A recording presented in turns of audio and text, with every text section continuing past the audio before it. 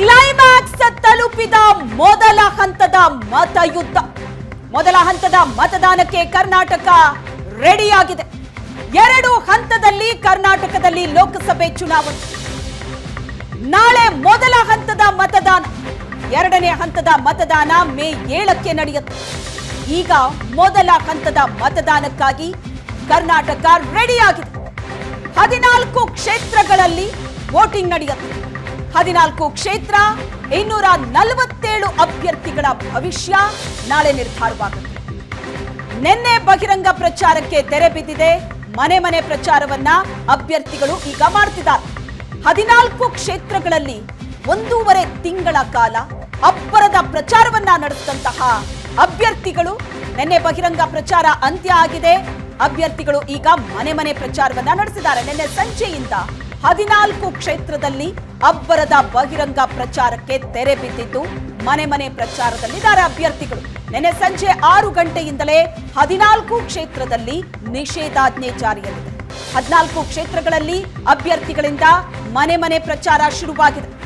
ನಾಳೆ ಮೊದಲ ಹಂತದ ಮತದಾನ ನಡೆಯುತ್ತೆ ಕರ್ನಾಟಕದಲ್ಲಿ. ಈ ಮೂಲಕ ಮೊದಲ ಹಂತದ ಮತಯುದ್ಧ ಕ್ಲೈಮ್ಯಾಕ್ಸ್ ತಲುಪಿದೆ. 247 ಅಭ್ಯರ್ಥಿಗಳು ಕಣದಲ್ಲಿದ್ದಾರೆ. 14 ಕ್ಷೇತ್ರದಲ್ಲಿ ನಾಳೆ ವೋಟಿಂಗ್ ಆಗತ್ತೆ. ಒಟ್ಟು 247 ಅಭ್ಯರ್ಥಿಗಳು, 2,88,00,000 ಮತದಾರರಿದ್ದಾರೆ. 14 ಕ್ಷೇತ್ರಗಳಲ್ಲಿ 30,602 ಮತಗಟ್ಟೆಯನ್ನ ಈಗಾಗಲೇ ಚುನಾವಣಾ ಆಯೋಗ ಸ್ಥಾಪನೆ ಮಾಡಿದೆ. ಘಟಾನುಘಟಿ ನಾಯಕರ ಭವಿಷ್ಯವನ್ನ ನಾಳೆ ಮತದಾರ ನಿರ್ಧರಿಸಲಿದ್ದಾನೆ. ಹಾಗಾಗಿಯೇ ಎಲ್ಲ ರೀತಿಯ ಸಿದ್ಧತೆಯನ್ನ ಈಗ ಚುನಾವಣಾ ಆಯೋಗ ಮಾಡಿಕೊಂಡಿದೆ. ಈಗಾಗಲೇ ದೇಶದಾದ್ಯಂತ ಮೊದಲ ಹಂತದ ಚುನಾವಣೆ ಆಗಿದೆ. ನಾಳೆ 2ನೇ ಹಂತದ ಚುನಾವಣೆ ನಡೆಯುತ್ತೆ. ರಾಜ್ಯದ ವಿಷಯಕ್ಕೆ ಬರೋದಾದ್ರೆ, ರಾಜ್ಯದಲ್ಲಿ ಮೊದಲ ಹಂತದ ಮತದಾನ ನಾಳೆ. ಒಟ್ಟು 14 ಕ್ಷೇತ್ರ. ಆ ಕ್ಷೇತ್ರಗಳು ಯಾವುವು ಅಂತ ನೋಡ್ತಾ ಹೋಗೋದಾದ್ರೆ, ಚಾಮರಾಜನಗರ, ಮಂಡ್ಯ, ಹಾಸನ, ಮೈಸೂರು, ಕೋಲಾರ, ಚಿಕ್ಕಬಳ್ಳಾಪುರ, ಬೆಂಗಳೂರು ಉತ್ತರ, ಬೆಂಗಳೂರು ಕೇಂದ್ರ, ಬೆಂಗಳೂರು ಗ್ರಾಮಾಂತರ, ಬೆಂಗಳೂರು ದಕ್ಷಿಣ, ಉಡುಪಿ, ಚಿಕ್ಕಮಗಳೂರು, ದಕ್ಷಿಣ ಕನ್ನಡ, ಚಿತ್ರದುರ್ಗ, ತುಮಕೂರು. ಈ 14 ಲೋಕಸಭಾ ಕ್ಷೇತ್ರಕ್ಕೆ ನಾಳೆ ಮೊದಲ ಹಂತದಲ್ಲಿ ಚುನಾವಣೆ ನಡೆಯುತ್ತೆ.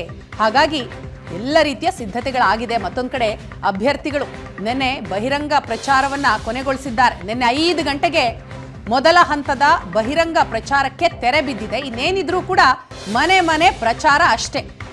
ಕ್ಷೇತ್ರದ ಅಭ್ಯರ್ಥಿಗಳನ್ನ ಹೊರತುಪಡಿಸಿ ಬೇರೆ ಯಾರೂ ಕೂಡ ಕ್ಷೇತ್ರದಲ್ಲಿ ಇರೋ ಹಾಗಿಲ್ಲ. ಎಲ್ಲರೂ ಕೂಡ ತಮ್ಮ ತಮ್ಮ ಊರುಗಳಿಗೆ ಬಂದ್ಬಿಡ್ಬೇಕು.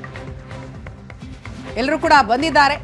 ಈಗ ಮನೆ ಮನೆ ಪ್ರಚಾರಕ್ಕೆ ಮಾತ್ರ ಸೀಮಿತ ಆಗಿರುವಂಥದ್ದು. ಒಟ್ಟು 14 ಕ್ಷೇತ್ರಗಳಲ್ಲಿ ನಾಳೆ ಚುನಾವಣೆ ನಡೆಯುತ್ತೆ.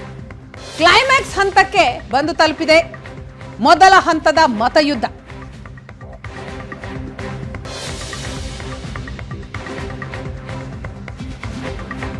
ಈ ಬಗ್ಗೆ ಹೆಚ್ಚಿನ ಡೀಟೇಲ್ಸ್ ಅನ್ನ ಕೊಡ್ತಾರೆ.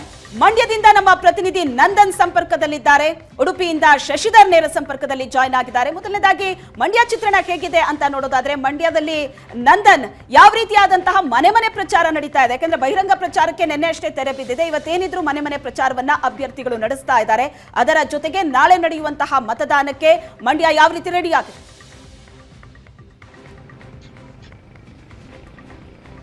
ಶ್ವೇತಾ, ಖಂಡಿತವಾಗ್ಲೂ ಕೂಡ ಎಲೆಕ್ಷನ್ ಅನ್ನೇ ಹಬ್ಬದ ರೀತಿಯಲ್ಲಿ ಆಚರಿಸುವಂತಹ ಕ್ಷೇತ್ರ ಮಂಡ್ಯ ಕ್ಷೇತ್ರ. ನಿಜಕ್ಕೂ ಕೂಡ ಈ ಮಂಡ್ಯ ಈ ಬಾರಿ ಪ್ರತಿಷ್ಠಿತ ಕ್ಷೇತ್ರವಾಗಿ ಬಿಂಬಿತ ಆಗಿರ್ತಕ್ಕಂಥದ್ದು. ಅಂದರೆ ಕುಮಾರಸ್ವಾಮಿ ಅವರ ಸ್ಪರ್ಧೆಯಿಂದಾಗಿ ಮತ್ತಷ್ಟು ಪ್ರತಿಷ್ಠೆಯನ್ನು ಈ ಕ್ಷೇತ್ರ ಪಡ್ಕೊಂಡಿರ್ತಕ್ಕಂಥದ್ದು. ಅಂದರೆ ಎರಡೂ ಪಕ್ಷಗಳಿಂದಲೂ ಕೂಡ ಒಂದು ಅಬ್ಬರದ ಪ್ರಚಾರಗಳಾದವು, ಒಂದು ರೋಡ್ ಶೋಗಳಾದವು, ಬಹಿರಂಗ ಸಮಾವೇಶಗಳು ಕೂಡ ಆಯಿತು. ನಿನ್ನೆ ಬಹಿರಂಗ ಪ್ರಚಾರಕ್ಕೆ ತೆರೆ ಬಿದ್ದಿದೆ. ಇವತ್ತು ಮನೆ ಮನೆ ಪ್ರಚಾರಕ್ಕಷ್ಟೇ ಅವಕಾಶ ಇರುವಂಥದ್ದು. ಅಂದರೆ ಅಭ್ಯರ್ಥಿಗಳು ಸ್ವಲ್ಪ ರಿಲ್ಯಾಕ್ಸ್ ಮಾಡಲಿದ್ದಾರೆ. ಅಂದರೆ ಆ ತೆರೆಯ ಹಿಂದಿನ ಕಸರತ್ತುಗಳನ್ನು ಮಾಡೋದರಲ್ಲಿ ನಿರತರಾಗಿದ್ದಾರೆ. ಇನ್ನು ಆ ಕಾರ್ಯಕರ್ತರುಗಳು, ಬೂತ್ ಮಟ್ಟದ ಮುಖಂಡರುಗಳಿದ್ದಾರೆ, ಅವರು ತಮ್ಮ ಅಭ್ಯರ್ಥಿಗಳ ಮನೆ ಮನೆಗೆ ಪ್ರಚಾರಕ್ಕೆ ತೆರಳಿ ಒಂದು ಮತ ನೀಡುವಂತೆ ಒಂದು ಮನವಿಯನ್ನು ಕೂಡ ಮಾಡ್ಕೊಳ್ತಾ ಇರ್ತಕ್ಕಂಥದ್ದು. ಇನ್ನು ಮಂಡ್ಯ ಜಿಲ್ಲಾಡಳಿತ ಕೂಡ ಮತದಾನ ದಿನ ಯಶಸ್ವಿಗೊಳಿಸೋದಕ್ಕೆ ಎಲ್ಲ ರೀತಿಯ ಸಿದ್ಧತೆಗಳನ್ನು ಮಾಡಿಕೊಂಡಿದೆ.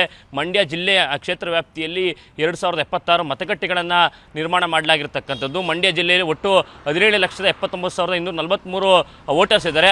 ಅದರಲ್ಲಿ ಮಹಿಳೆಯರೇ ಒಂದು ಏಳಿಗೆಯನ್ನು ಸಾಧಿಸಿರ್ತಕ್ಕಂಥದ್ದು. 9 ಲಕ್ಷಕ್ಕೂ ಹೆಚ್ಚು ಮಹಿಳಾ ಮತದಾರರು ಈ ಜಿಲ್ಲೆಯಲ್ಲಿ ಇರ್ತಕ್ಕಂಥದ್ದು. ಆ ಕಾರಣಕ್ಕಾಗಿ ಸ್ವಲ್ಪ ಕಾಂಗ್ರೆಸ್ ಸ್ವಲ್ಪ ಕಾನ್ಫಿಡೆನ್ಸಲ್ಲಿದೆ. ಯಾಕಂತ ಹೇಳಿದ್ರೆ ಗ್ಯಾರಂಟಿಗಳು ಹೆಚ್ಚಾಗಿ ಮಹಿಳೆಯರನ್ನು ತಲುಪಿದೆ. ಆ ಕಾರಣಕ್ಕಾಗಿ ಮಹಿಳೆಯರ ಮತಗಳು ಹೆಚ್ಚಾಗಿ ಸಿಗ್ಬೋದು, ಗೆಲುವು ಸುಲಭ ಆಗ್ಬೋದು ಅನ್ನುವಂಥ ಲೆಕ್ಕಾಚಾರದಲ್ಲಿ ಕಾಂಗ್ರೆಸ್ ಇರ್ತಕ್ಕಂಥದ್ದು. ಮತ್ತೊಂದು ಕಡೆ JDS ಮತ್ತು BJP ಭಾವನಾತ್ಮಕ ವಿಚಾರಗಳನ್ನು ಮುಂದಿಟ್ಟುಕೊಂಡು ಮತದಾರರ ಸೆಳೆಯುವಂಥ ಪ್ರಯತ್ನಗಳು ಮಾಡ್ತಾ ಇತ್ತು. ಯಾಕಂತ ಹೇಳಿದ್ರೆ ಈ ಬಾರಿ ಸ್ವಲ್ಪ ಬರಗಾಲ ಮಂಡ್ಯ ಜಿಲ್ಲೆಯಲ್ಲಿ ತಾಂಡವಾಡ್ತಾ ಇದೆ.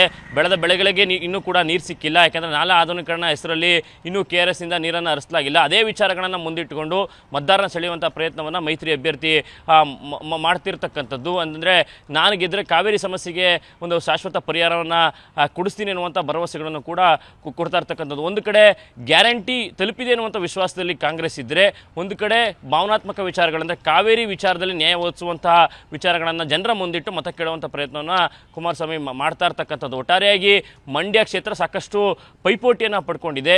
ಕುಮಾರಸ್ವಾಮಿ ಅವರನ್ನು ಸೋಲಿಸಿ ಒಂದು ಪ್ರಮೋಷನನ್ನು ಪಡ್ಕೊಳ್ಬೇಕು ಅನ್ನುವಂಥ ನಿರೀಕ್ಷೆಯಲ್ಲಿ ಚಲುವರಾಯಸ್ವಾಮಿ ಇರ್ತಕ್ಕಂಥದ್ದು. ಆ ಕಾರಣಕ್ಕಾಗಿ ಯಾವೆಲ್ಲ ಶತಾಯಗತಾಯ ಪ್ರಯತ್ನಗಳನ್ನು ಮಾಡ್ಬೋದು ಎಲ್ಲ ಪ್ರಯತ್ನಗಳನ್ನು ಕೂಡ ಕಾಂಗ್ರೆಸ್ ಕಟ್ಟಾಗ್ತಾ ಇರ್ತಕ್ಕಂಥದ್ದು. ಸಣ್ಣ ಸಣ್ಣ ಸಮುದಾಯಗಳನ್ನು ಟಾರ್ಗೆಟ್ ಮಾಡಿ ಸಣ್ಣ ಸಣ್ಣ ಸಂಘಟನೆಗಳನ್ನು ಬಿಡದೋ ರೀತಿಯಲ್ಲಿ ಒಂದು ಅವರಿಗೆ ಸ್ಪಾನ್ಸರನ್ನು ಮಾಡಿ ಎಲ್ಲ ರೀತಿಯ ಒಗ್ಗಟ್ಟನ್ನು ಮಾಡ್ತಾ ಇರ್ತಕ್ಕಂಥದ್ದು. ಇನ್ನೊಂದು ಒಕ್ಕಲಿಗರ ಮತಗಳ ನಿರೀಕ್ಷೆಯಲ್ಲಿ ಮೈತ್ರಿ ಅಭ್ಯರ್ಥಿ ಇದೆ. ಬಹುಪಾಲು ಒಕ್ಕಲಿಗರೇ ಈ ಮಂಡ್ಯ ಕ್ಷೇತ್ರದಲ್ಲಿ ನಿರ್ಣಾಯಕ ಆಗ್ತಾರೆ. ಆ ಕಾರಣಕ್ಕಾಗಿ ಅತಿ ಹೆಚ್ಚು ಒಕ್ಕಲಿಗ ಮತಗಳನ್ನು ಸೆಳೆಯೋದ್ರ ಮೂಲಕ ಗೆಲುವು ಸುಲಭವಾಗಿಸ್ಕೊಳ್ಬೇಕು ಅನ್ನುವಂಥ ಲೆಕ್ಕಾಚಾರ ಮೈತ್ರಿ ಅಭ್ಯರ್ಥಿ ಕೂಡ ಇರ್ತಕ್ಕಂಥದ್ದು. ಅಂದರೆ ಕಳೆದ MLA ಚುನಾವಣೆಯ ರಿಸಲ್ಟನ್ನು ಕೂಡ ಗಮನಿಸಿದ್ರೆ 5.25 ಲಕ್ಷ ಓಟ್ಗಳು JDSಗೆ ಒಂದು ಟ್ರೆಡಿಷನಲ್ ಓಟ್ಸ್ಗಳಿದೆ. ಅದೇ ರೀತಿಯಾಗಿ 3 ಲಕ್ಷ ಓಟ್ಗಳು BJPಗಿದೆ. ಆ ಎರಡೂ ಅಂದರೆ ಯಾವುದೇ ರೀತಿಯ ವ್ಯತ್ಯಾಸಗಳಿದೆ. ಆ ಎರಡೂ ಪಕ್ಷಗಳ ಓಟ್ಗಳು ಮೈತ್ರಿ ಅಭ್ಯರ್ಥಿ ಪರವಾಗಿ ಬಂದರೆ ಅವ್ರಿಗೂ ಕೂಡ ಗೆಲುವು ಸುಲಭ ಆಗುತ್ತೆ ಅನ್ನುವಂಥ ಲೆಕ್ಕಾಚಾರಗಳಿದೆ. ಒಟ್ಟಾರೆಯಾಗಿ ಏನೆಲ್ಲ ಪ್ರತಿತಂತ್ರಗಳಾಗಬೇಕು ಎಲ್ಲವೂ ಕೂಡ ಈ ಚುನಾವಣೆಯಲ್ಲಿ ನಡೆದಿದೆ. ಅಂತಿಮವಾಗಿ ಮತದಾರ ನಾಳೆ ತನ್ನ ನಿರ್ಧಾರವನ್ನು ಮತಗಟ್ಟೆಯಲ್ಲಿ ಆಗ್ತಾನೆ. ಅದಕ್ಕೋಸ್ಕರ ಈ ಜಿಲ್ಲೆ ಕೂಡ ಕಾಯ್ತಾ ಇರ್ತಕ್ಕಂಥದ್ದು.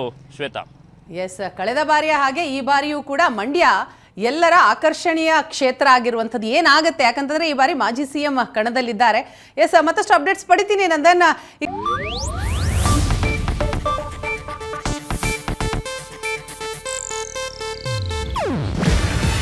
ಇದು ಏಷ್ಯಾನೆಟ್ ನ್ಯೂಸ್ ನೆಟ್ವರ್ಕ್ ಪ್ರಸ್ತುತಿ. ನೀವು ನೋಡ್ತಿದ್ದೀರಾ ಏಷ್ಯಾನೆಟ್ ಸುವರ್ಣ ನ್ಯೂಸ್.